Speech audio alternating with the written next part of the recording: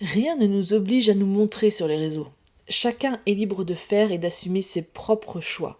Mais les idées reçues sont tenaces et avec l'apologie de l'apparence que met en avant Instagram, on peut se demander si réussir sur ce réseau sans se montrer est faisable. Alors aujourd'hui, j'ai convié avec moi Marie, d'entrepreneur ambitieuse et coach business, qui grâce à ses différentes stratégies a réussi à percer et à s'imposer sur le marché en quelques années seulement. Elle revient avec nous sur ses débuts sur Instagram et comment elle a pris son envol au fil des mois. Donc je t'invite à écouter cet épisode où elle te délivre toutes les actions et les choix qui lui ont permis de devenir un leader qui génère plusieurs milliers d'euros désormais sans avoir eu à se montrer. Bonne écoute. Bonjour et bienvenue sur Feel It Brand It, le podcast qui te guide pour gérer au mieux ton image de marque afin que celle-ci devienne la meilleure alliée de ton business. Je m'appelle Delphine et je suis designer de marque. Avec mes 15 années d'expérience, je me suis construite au fil des années pour enfin me lancer à 100% dans l'entrepreneuriat en 2019.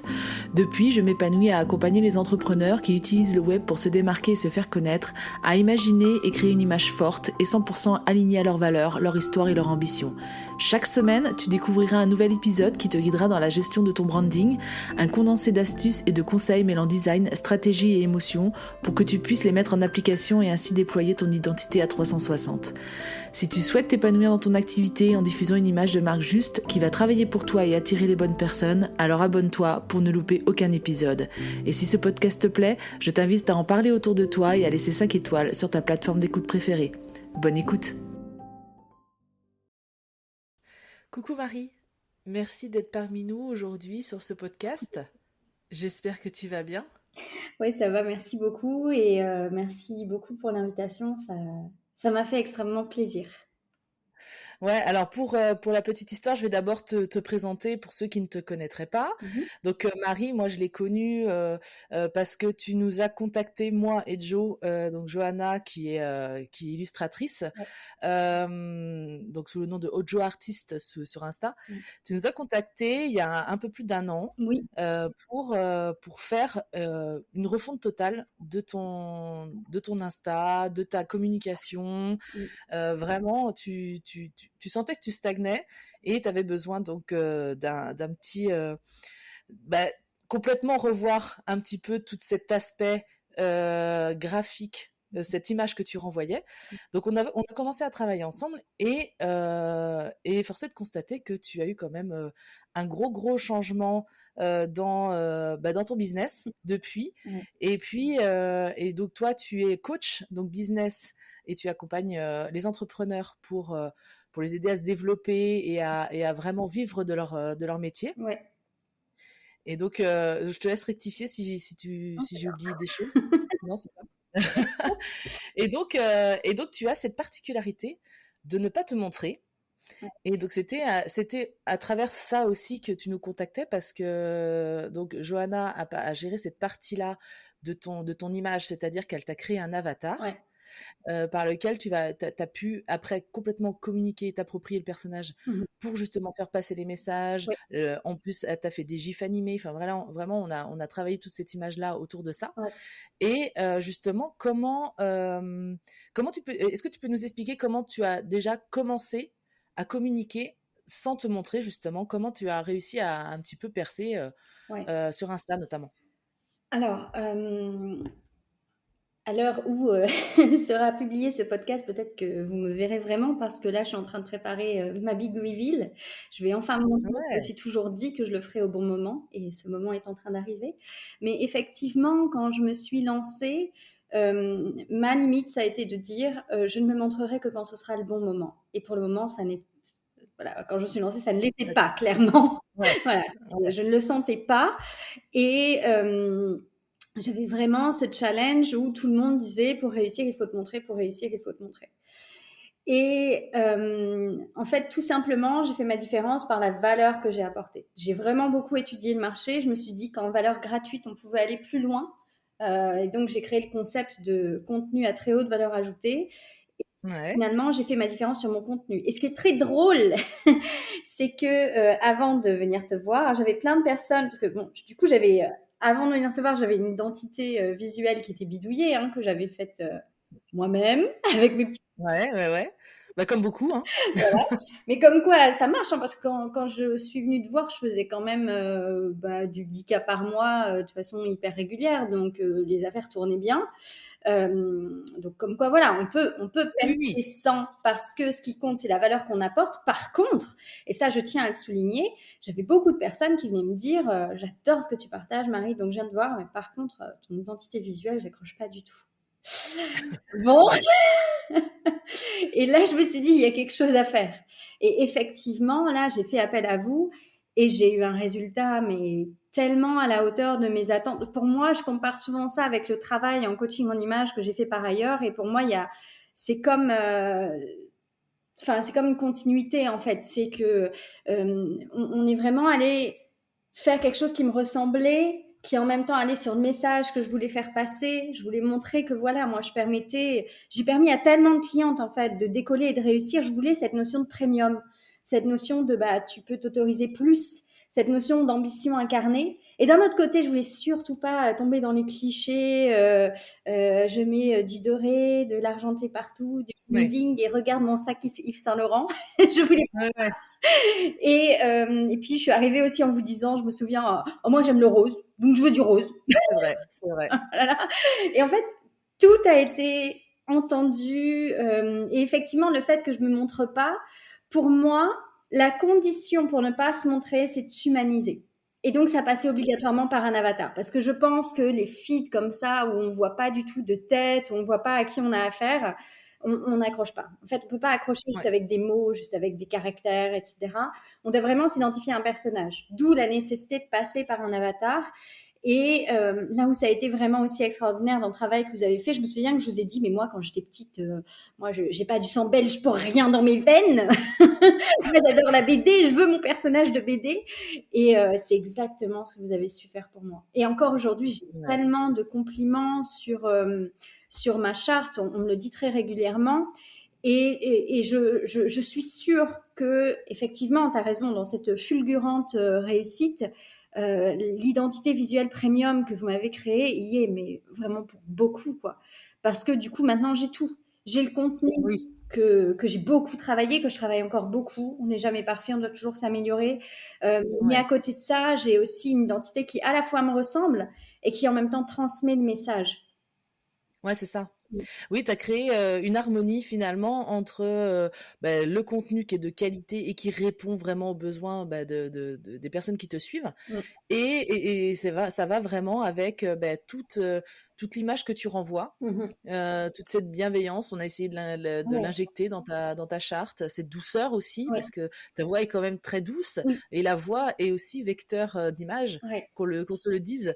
ouais. Et forcément, cet avatar qui humanise, et comme tu le dis, c'est hyper important pour les gens aussi maintenant de s'identifier à quelqu'un, Mhm. alors que ce soit un personnage réel ou pas. Mhm. On a besoin de se dire, ah oui, mais ça c'est un tel, ou ça c'est un tel, et tu peux très bien véhiculer plein de choses Mhm. sans pour autant te montrer. Et je pense que voilà, t'en es une des preuves vivantes quand même. Et c'est assez incroyable, moi je trouve effectivement la place que tu as trouvée, en tout cas, Mhm. grâce à tout ce travail qu'on a fait. Ouais. Et justement, est-ce que tu as rencontré peut-être notamment, peut-être plus à tes débuts, des difficultés pour justement, bon, tu me parlais de travailler vraiment le contenu, mais est-ce que tu as quand même rencontré des difficultés? Donc tu parlais un peu de ta charte qui n'était pas tellement alignée, mais est-ce que tu en as eu d'autres? C'est vrai que je pense qu'il n'y a pas plus concurrentiel que les coachs Instagram sur Instagram. Ouais, On me dit souvent, ouais, je peux pas percer, j'ai trop de concurrents. Bah, je crois que j'en suis l'exemple. En plus, moi, j'ai débarqué en business. Enfin, j'ai travaillé beaucoup comme freelance et comme bras droit depuis à peu près 10 ans, donc j'ai quand même une grosse expérience. Je faisais beaucoup de coaching auprès de mon conjoint qui a un business qui tourne depuis des années. Donc j'avais une réelle expérience dans mon business et je pense que ça ouais, fait aussi ma valeur ajoutée. Mais par contre, je m'étais jamais vendue. J'avais jamais fait mon business à moi. Voilà. Donc je me suis vraiment lancée il y a 2 ans.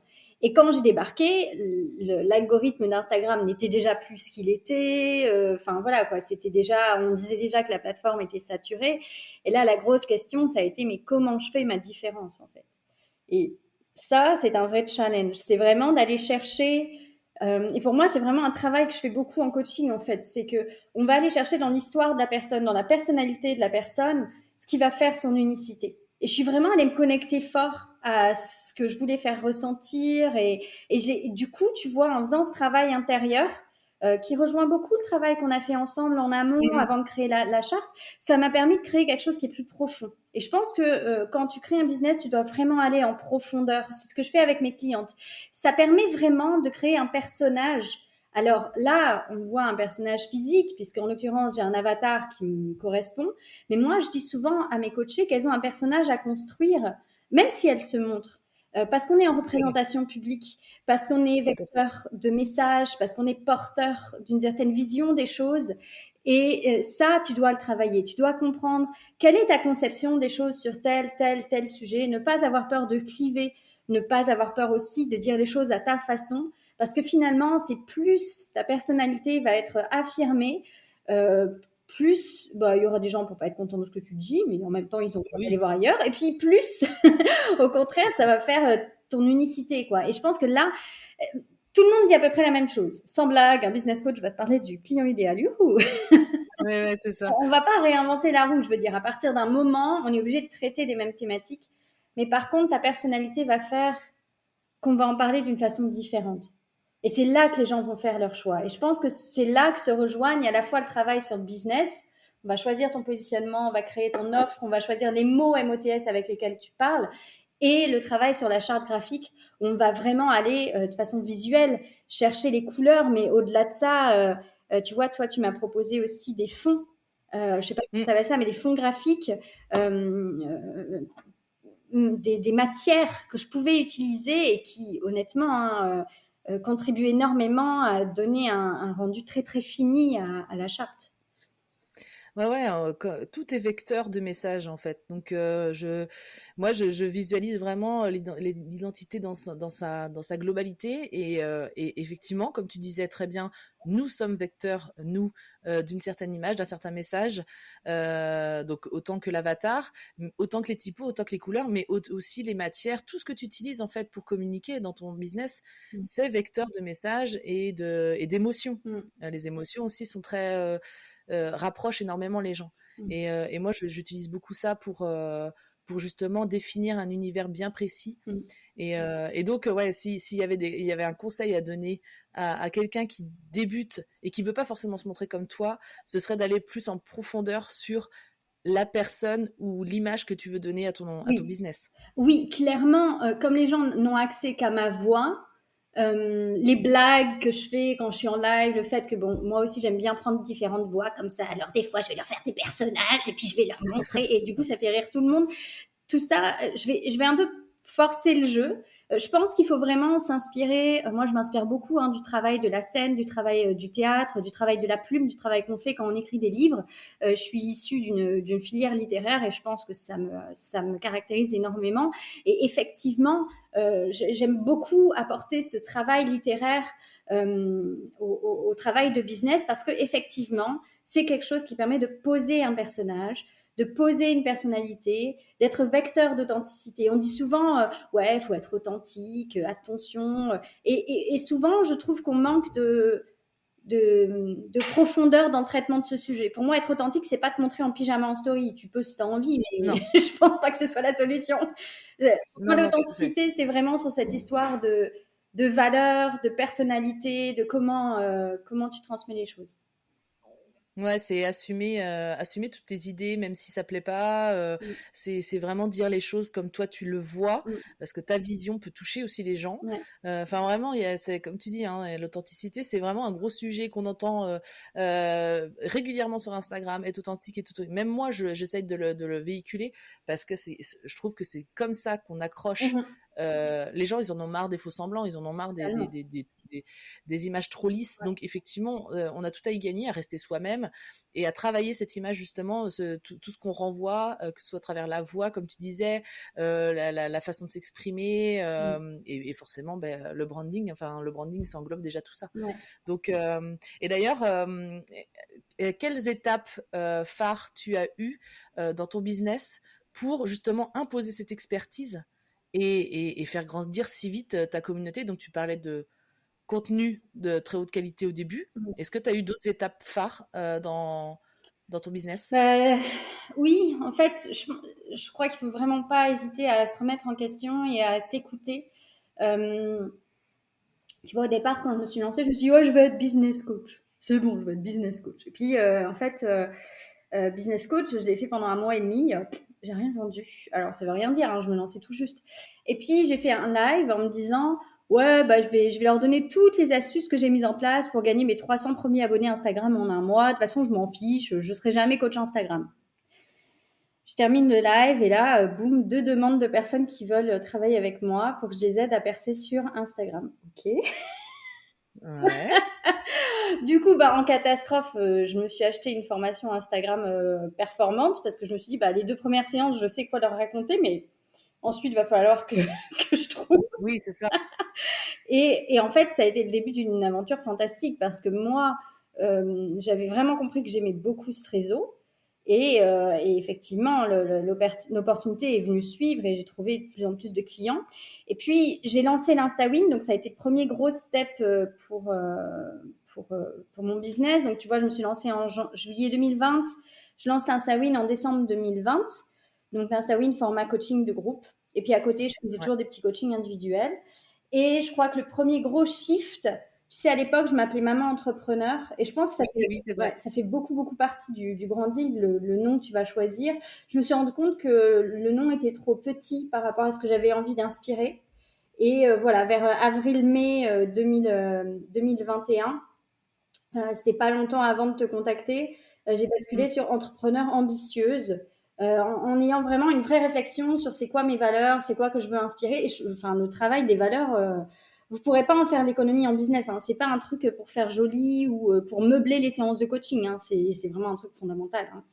Ouais, tout à fait. C'est ça qui fait prendre. Parce que justement, c'est en faisant ce travail sur ces valeurs-là que j'ai compris que ce qui était important pour moi, c'était de porter les entrepreneurs, les femmes, vers le fait de se créer un business à la hauteur de leurs ambitions. Et c'est comme ça que j'ai trouvé ce nom qui me va tellement bien, en fait, qui correspond tellement à ce que je veux véhiculer. Donc, deuxième gros shift, on va dire, avec le fait de trouver le bon nom.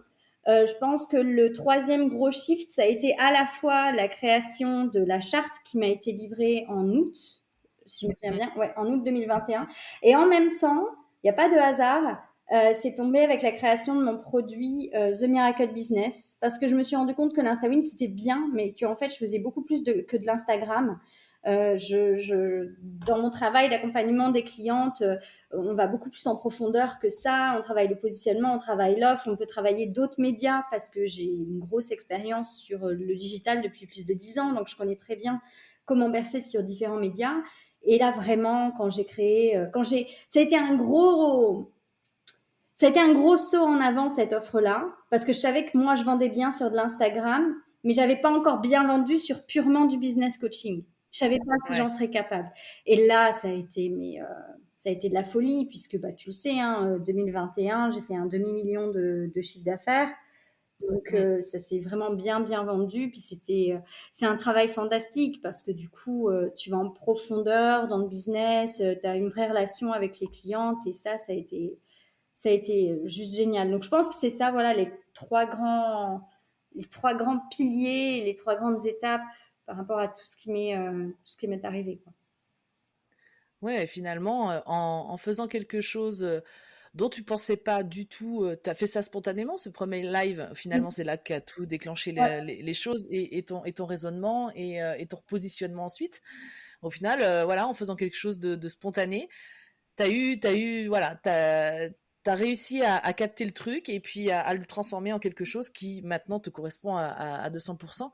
Et j'imagine que parce que en fait, ça s'est passé en l'espace de à peine un an, Ouais, tout ça. ouais. Est-ce que j'imagine que ça a eu des répercussions sur aussi ta vie perso, enfin l'organisation de ton business, comment il a grossi aussi vite.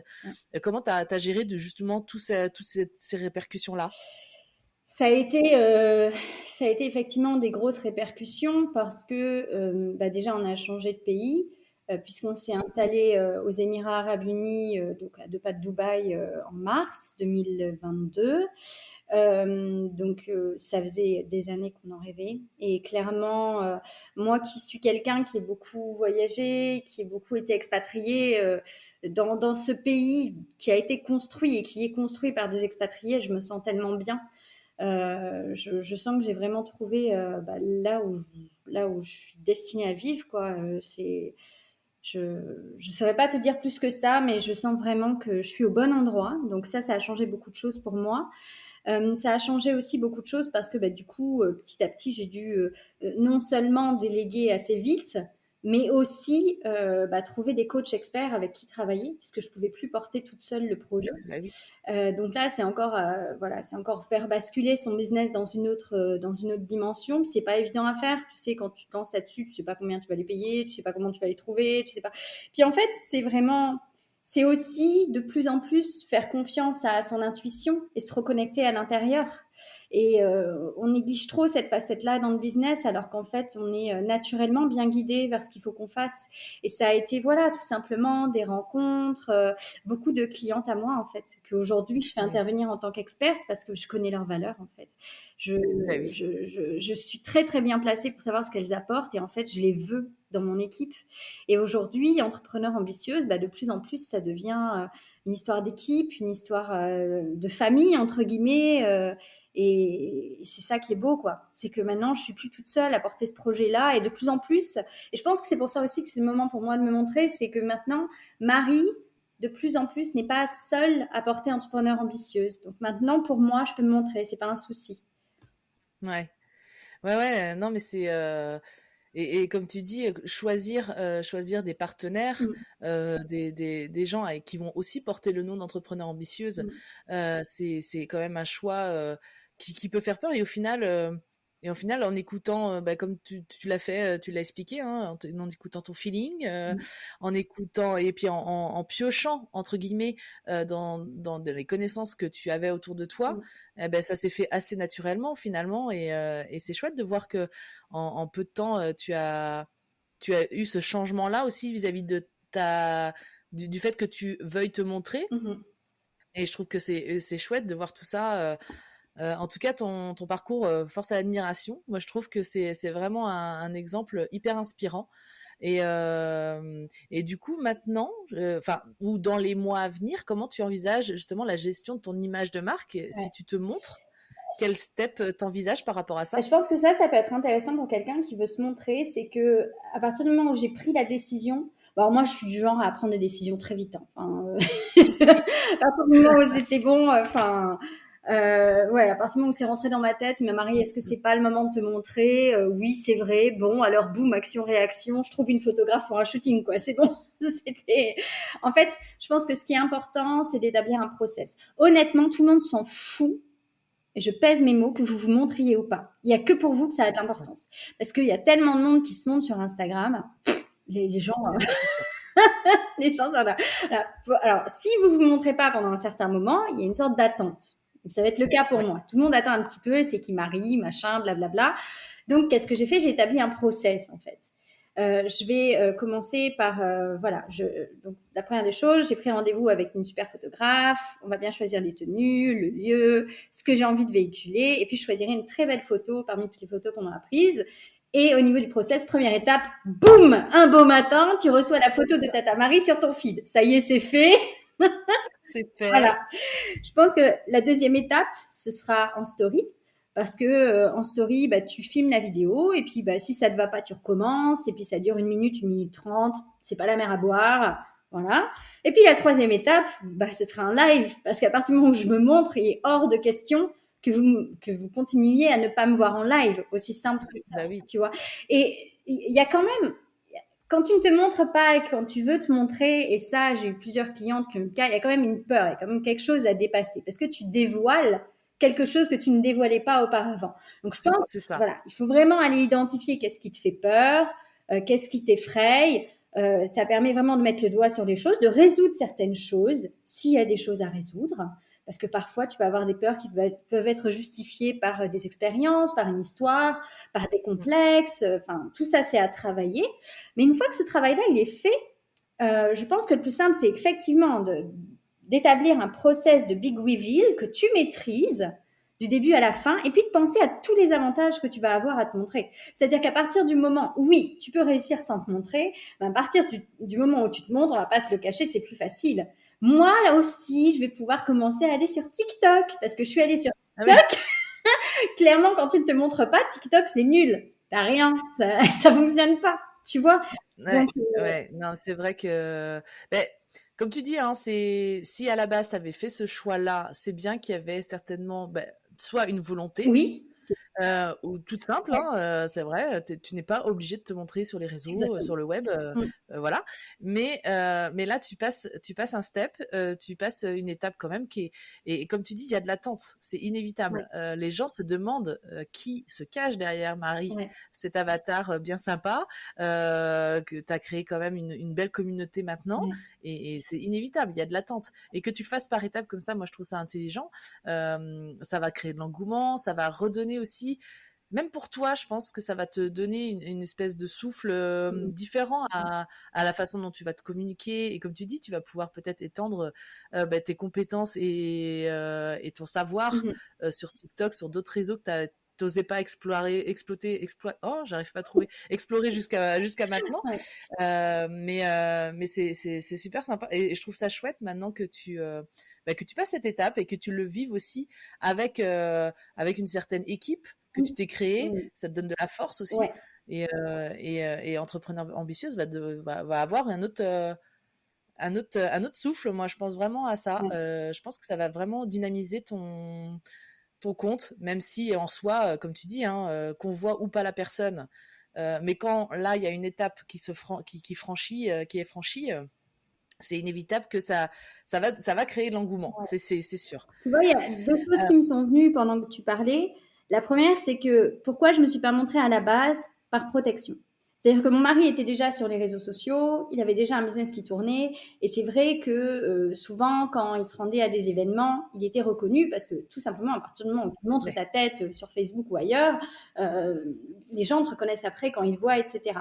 Et moi, quand je me suis lancée, je me suis dit, mais tu vas forcément devenir un personnage public à partir du moment où tu te lances. Et j'avais vraiment envie de maîtriser ma communication. Et je me suis dit, je vais vraiment y aller par étapes et je ne me montrerai que quand ce sera le bon moment. Donc, c'était ça le pourquoi de je ne me montrais pas. Parce que j'avais vraiment envie de me poser les bonnes limites et de faire les choses au bon moment. Et la deuxième des choses qui m'est venue quand tu parlais, c'est très très juste ce que tu dis. Pourquoi là je décide de me montrer? Par besoin d'être encore plus authentique. C'est-à-dire que tu prends Marie, tu prends le package en fait. C'est aussi simple que ça. Donc tu me prends avec qui je suis en entier. Et si ça te plaît pas, eh bien écoute, je suis ravie. Il y a plein d'autres personnes sur Instagram. Vas-y, elles sont charmantes, elles font du très bon travail. Mais je pense que pour faire sa différence en 2022, les gens en ont assez de quelque chose qui soit effectivement trop lisse, avec des paillettes, et de ne pas avoir accès assez à l'humain. Et effectivement, faut plus connecter avec les gens. Les gens ont besoin de plus connecter avec ton histoire. Alors, ça ne veut pas dire que tu ne peux pas maîtriser ton histoire. Moi, j'ai raconté beaucoup de choses sur les épreuves qu'on a traversées, mais j'ai toujours raconté ça en maîtrisant mes mots, en racontant des expériences. Une fois que moi, je les avais dépassées, une fois que je pouvais en parler avec du recul et en faisant le point sur ce que ça m'avait apporté. Et ce travail d'authenticité, pour moi, il va culminer à présent avec le fait de se montrer et d'amener l'image entrepreneur ambitieuse vers une autre dimension. Et ça va être très rigolo de jouer à la fois avec mes photos et mon avatar. Enfin, il est évident que je vais garder mon identité telle qu'elle est aujourd'hui. Oui, mais oui, parce que c'est avec ça que tu t'es construit, c'est avec ça que les gens te reconnaissent maintenant aussi. Ouais. Et puis, elle véhicule complètement ce que tu es, même si le fond va pas changer en fait. C'est vraiment, voilà, donner, vraiment humaniser encore un peu plus entrepreneur ambitieuse et clairement donner une image à celle qui est derrière tout ça. Et comme tu dis, après, voilà, le choix de pas se montrer au début, eh ben, voilà, si c'est vraiment un choix qui perdure et qui c'est aussi possible de cartonner. Moi, je pense que tu aurais continué sur cette lancée, que tu aies décidé ou pas de te montrer. Mais là, c'est vrai que ça va forcément donner une autre dimension, comme tu le disais très justement juste avant là. Donc hâte de voir ce que ça va donner en tout cas, parce que je pense que cette annonce est imminente. Enfin, si tu as déjà fait la démarche de choisir un photographe, la séance photo va se préparer d'ici peu, j'imagine, et l'annonce va suivre assez vite derrière. Ça va être, moi, comme tu dis, une fois que je prends une décision, action, réaction, boum, quoi. On va pas tergiverser. J'ai décidé que je prenais mon temps, j'ai décidé que je le prenais au bon moment. C'est le bon moment. Bah, en fait, la question, c'est pas quand. La question, c'est comment. Et comme je t'ai expliqué, j'ai déjà établi le process. Donc, en fait, maintenant, boum, on passe à l'action, quoi. Ouais, maintenant que la décision est prise, c'est bon, on y va. Ouais, c'est ça. Alors, sinon, est-ce que tu pourrais justement, avec ce recul d'1 an et demi, 2 ans à peu près que tu as, et avec tout ce qui s'est passé, parce qu'il s'en est passé quand même des choses en si peu de temps, est-ce que tu pourrais nommer 3-4 leçons que tu as apprises avec la mise en place de justement ce branding qui est efficace maintenant? Est-ce que tu aurais 2-3 leçons à donner? Vraiment, enfin, moi honnêtement, la première des leçons que je retire, c'est que quand tu veux donner une nouvelle dimension à ton branding, bah, il n'y a pas de mystère, il faut vraiment aller s'adresser à des experts, à des professionnels. Oui, tu peux te débrouiller avec du bricolage au départ, mais si tu veux vraiment donner une vraie dimension à ton business, enfin, il n'y a pas de secret, quoi. Tu fais appel à quelqu'un dont c'est le métier et qui va aller connecter ça, très très très important, connecter ça à ta personnalité, qui va prendre le temps de te connaître, qui va pas te pondre un truc comme ça. Enfin, on a beaucoup beaucoup échangé toutes les deux. Et j'ai vraiment senti que tu faisais l'effort de te connecter à qui j'étais, mais au-delà de ce que tu pouvais en voir sur les réseaux sociaux. Tu t'es intéressé à ma personnalité, à ce que moi je ressentais que je voulais donner comme dimension à mon business. Et c'est vraiment ce travail en profondeur qui a fait la différence. Ça, c'est mon deuxième conseil, c'est vraiment d'aller relier ce travail de branding à qui tu es, qu'est-ce que tu transpires. Parce qu'au bout d'un moment, si tu essayes de véhiculer un message en lequel tu ne crois pas, avec lequel tu n'es pas aligné profondément, ça va se ressentir en fait. Et là, tu ne seras pas du tout dans l'authenticité, même si tu te montres en pyjama en story par ailleurs. Donc, donc ça, c'est super important. Et puis aussi de ne pas hésiter à faire évoluer ce branding. Enfin, on en a parlé plusieurs fois ensemble et je sais que si à un moment je veux donner un petit coup de jeune à mon image, rafraîchir un petit peu tout ça, ben, c'est évident que je te demanderai de mettre un petit coup de brosse là-dessus et puis d'adapter. Mais pourquoi pas après le fait que je me sois montrée, quoi. Peut-être que je vais avoir des envies, peut-être que je vais vouloir sortir un petit peu des sentiers battus et puis qu'on pourra travailler l'existant pour le faire évoluer. Mais je pense que le branding, c'est un élément mais fondamental d'un business, si tu veux le porter à un certain niveau. Le branding, c'est pas que l'aspect visuel et c'est très important de travailler avec quelqu'un qui va faire son travail en ayant ça en tête. C'est que en même temps que vous avez travaillé sur la conception de la charte graphique et de l'identité visuelle d'entrepreneur ambitieuse, moi, le travail que j'ai fait avec vous m'a énormément aidé à travailler en profondeur Tata Marie et tout ce que ça a impliqué. Ouais. Ouais, comme tu dis, hein, et je pense que c'est important de le souligner, c'est que le branding évolue avec nous. C'est-à-dire que là, tu parles peut-être d'un après, quand tu te seras montré, mais le branding, c'est l'ensemble. C'est pas que l'aspect visuel, tu le soulignes très bien. C'est vraiment l'ensemble de tout ce qui te porte, toutes les valeurs, les émotions. Vraiment, c'est vraiment un global. Toutes les actions que tu mènes, tout ça, ça transmet un message et forcément que le branding évolue avec ce que tu es, ce que tu deviens en tant qu'entrepreneur à travers justement ton business qui grandit, avec l'équipe qui s'agrandit, avec toutes les personnes qui la nourrissent. Donc c'est vraiment hyper important d'adapter tout ça au fur et à mesure de ton évolution. Et tu vois, il y a quelque chose qui est quand même super important. Tu connais l'histoire des personnes qui vont chez le coiffeur et puis le coiffeur dit « Bah alors je vous fais quoi madame ?» Et là la personne dit « Je sais pas, je vais être belle. » Vas-y, débrouille-toi avec ça. Je pense que c'est la même chose quand tu fais appel à une graphiste. Tu peux très bien y aller quand ton projet en est à des balbutiements et je pense qu'une très belle image va te donner un coup de pouce incroyable. Par contre,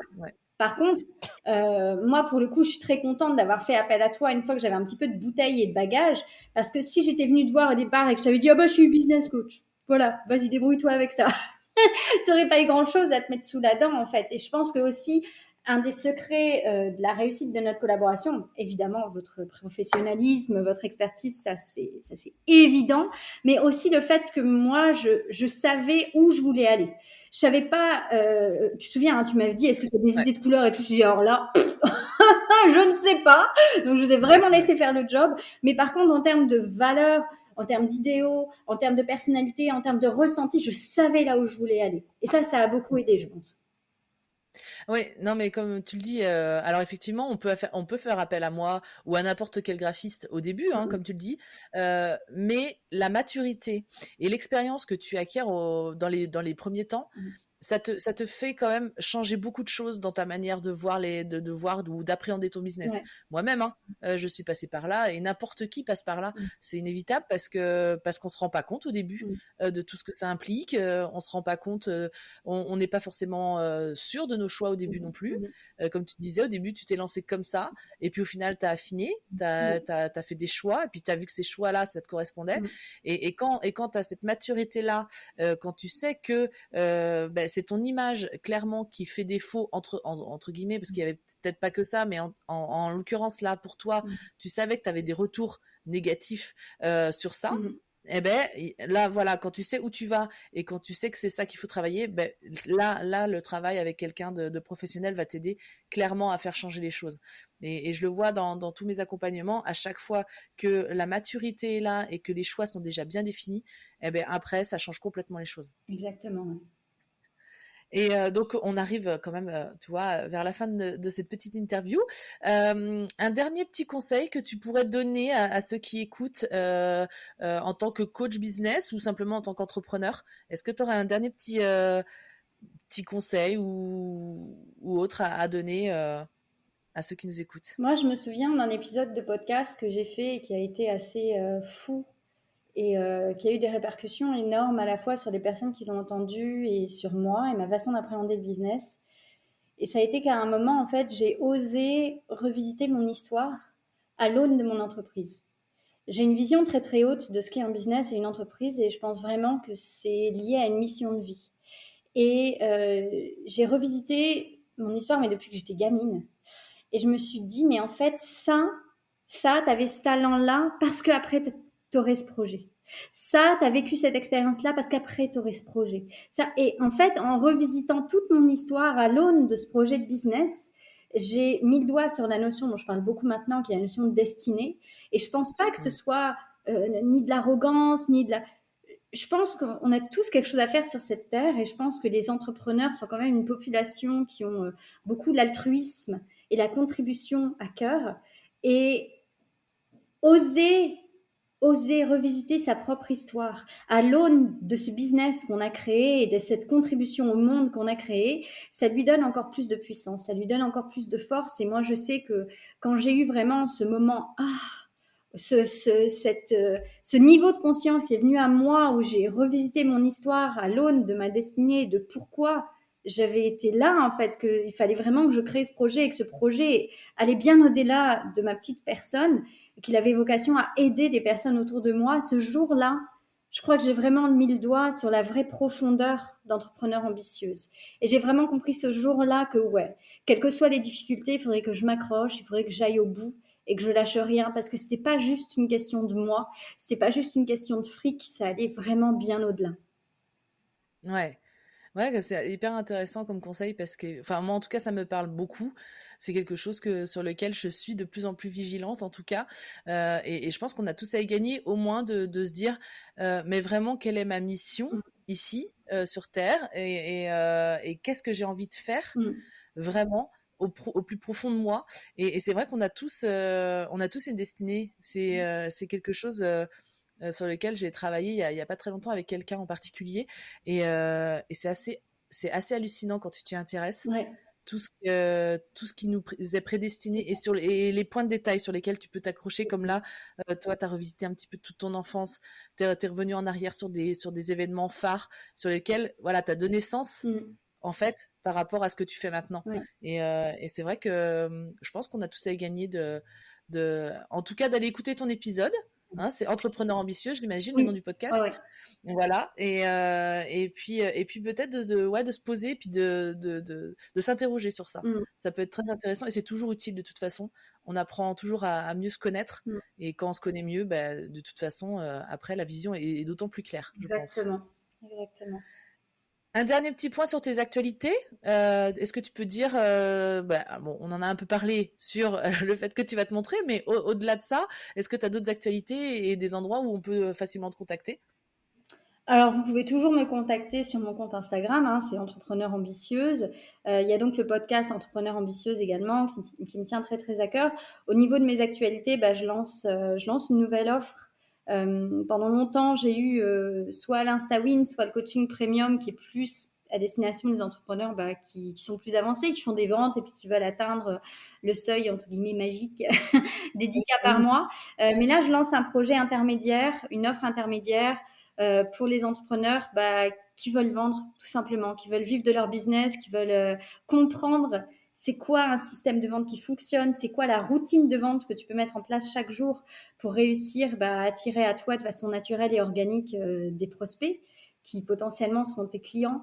Donc, c'est un super projet, une super belle offre. Donc, ça s'appelle la Sales Academy. C'est une formation en ligne et du coaching. C'est du contact direct avec Tata Marie. Et c'est pour t'apprendre comment vendre facilement, de façon fluide, sans être un jambourin, en étant très connecté avec qui tu es et quelle est ta contribution au monde. Ah, chouette. Et donc, ce programme-là, tu envisages de le sortir à quel moment ? Là, ça sort en ce moment, donc je pense qu'on va démarrer une première session là au mois d'octobre. J'ai commencé à avoir pas mal de contacts avec des personnes déjà intéressées, donc si vous voulez vous lancer, c'est le moment. Ok. Écoutez, de toute façon, moi, je mettrai toutes les infos dans les liens du podcast. Je mettrai donc ton compte Insta, ton podcast et justement, pourquoi pas le lien directement vers l'offre. En tout cas, je te remercie beaucoup, Marie, pour cet échange. C'est toujours un plaisir de parler avec toi et puis de revivre un petit peu ce qu'on a vécu il y a pas si longtemps que ça. Je pense que ça va inspirer pas mal de monde. En tout cas, ton parcours est admirable et je te félicite pour tout ce que tu as réussi à mettre en place, c'est super et encore plein de réussites et hâte vraiment de voir la suite et de voir justement ton joli visage. Merci beaucoup Delphine, merci pour l'invitation. À bientôt Marie. Très vite. Et voici ce qui signe la fin de cet épisode. Je te remercie de l'avoir écouté jusqu'au bout. Tu trouveras toutes les notes du podcast sur mon site www.philencom.com/podcast. Tu trouveras le lien ci-dessous. Et bien sûr, si l'épisode t'a plu, n'hésite pas à me laisser un commentaire. Je me ferai bien sûr un plaisir de te répondre. Je t'invite également à me laisser une note sur ta plateforme d'écoute préférée pour m'aider à faire connaître le podcast. Tu peux également en parler autour de toi, en story sur Instagram notamment, en me taguant @phil-n-com. Merci pour ton soutien et je te donne rendez-vous mercredi prochain pour un nouvel épisode.